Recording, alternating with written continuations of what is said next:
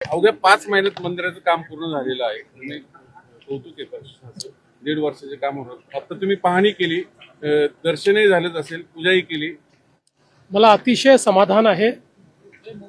भीमाशंकर ज्योतिर्लिंग ज्याला संपूर्ण देशामध्ये मोठी मान्यता आहे, त्या ठिकाणी या ज्योतिर्लिंगाचं संपूर्ण काम आपण सुरू केलं होतं, ज्याच्यामध्ये मूळ मंदिर जे आहे त्या मंदिराचा सभामंडप, त्याचा जीर्णोद्धार आहे आणि परिसर विकास देखील आहे.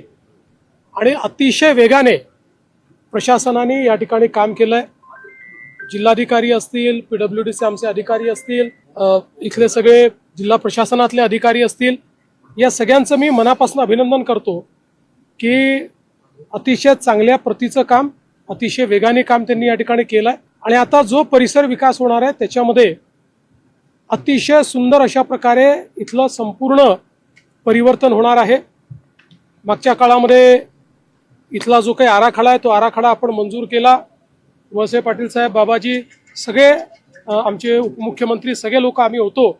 आणि या आराखड्यामध्ये सगळ्यात महत्त्वाचं की इथल्या गावातल्या लोकांनी जे सहकार्य दाखवलं आहे ते सगळ्यात महत्त्वाचं आहे.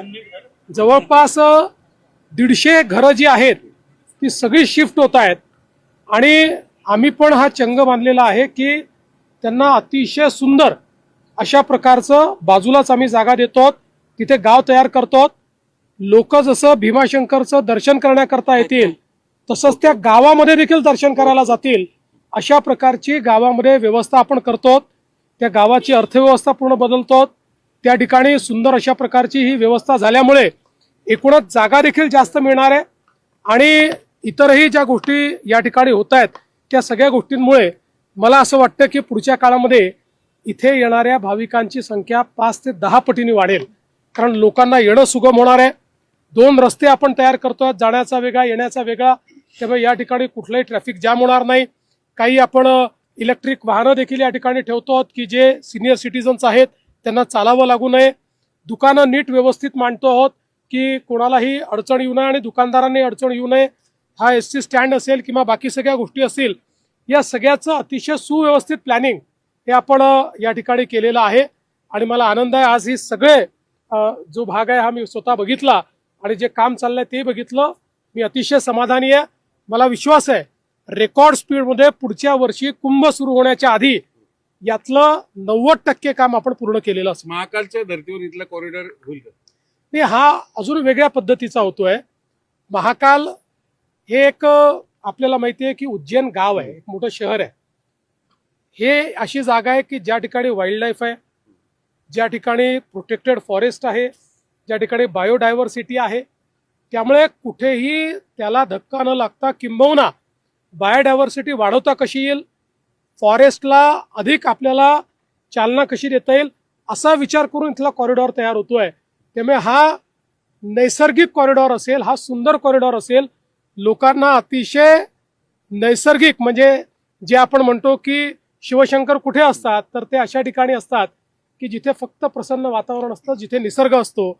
असा निसर्ग हा इथे पाहायला मिळतो. 2 दिवसामध्ये 2 दिवसात पावले साहेब दिसले, ते मुख्यमंत्री झाले. आज तुम्ही इथं आलेत मुख्यमंत्री म्हणून, PM होण्याचे ऑब्व्हियसली. मला आज एवढंच हवं आहे की अल निनोचं वर्ष आहे, त्यामुळे भीमाशंकराचा आशीर्वाद मिळावा आणि पाण्याचं डेफिसिट कमी व्हावं, एवढीच भीमाशंकराला आज प्रार्थना आहे. 2 दिवसामध्ये दर्शनवार चालू होते. 5 महिन्यांपासून दर्शन बंद आहे. कामं मोठ्या प्रमाणात शिल्लक आहेत. दर्शन म्हणजे व्यवस्थित होईल, भाविकांचं निश्चित व्यवस्थित होईल. खरं म्हणजे आजपर्यंत इतक्या वेगानं काम झालेलं एकही तीर्थक्षेत्र आपल्याला पाहायला मिळणार नाही. ज्या वेगाने काम झालं, अर्थात पॅरलली आता मिनिमम कामं करून दर्शन सुरू करू, पण दर्शन फार काळ बंद ठेवता येत नाही.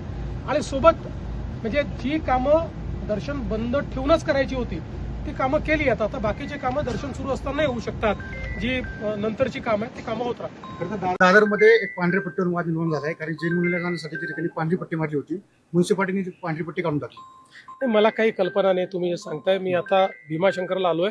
इथल्या संदर्भात काही प्रश्न असतील तर मी निश्चित त्याची उत्तर देईल. आता माझं काय गेले 4-5 तास मी TV बघितलेला नाही, मला कोणी ब्रीफही केले नाही, त्यामुळे मला काही कल्पना नाही. काही राऊतांनी नेहमीप्रमाणे बघा, आपण पुण्य ठिकाणी बसलेलो आहोत. इतकी ही अशी चांगली जागा आहे. त्यामुळे या ठिकाणी कुठलेही प्रदूषणकारी शब्द हे आपण वापरू नयेत. दोन दिवसामध्ये दर्शनवार चालू होते. 5 महिन्यांपासून दर्शन बंद आहे. कामं मोठ्या प्रमाणात शिल्लक आहेत.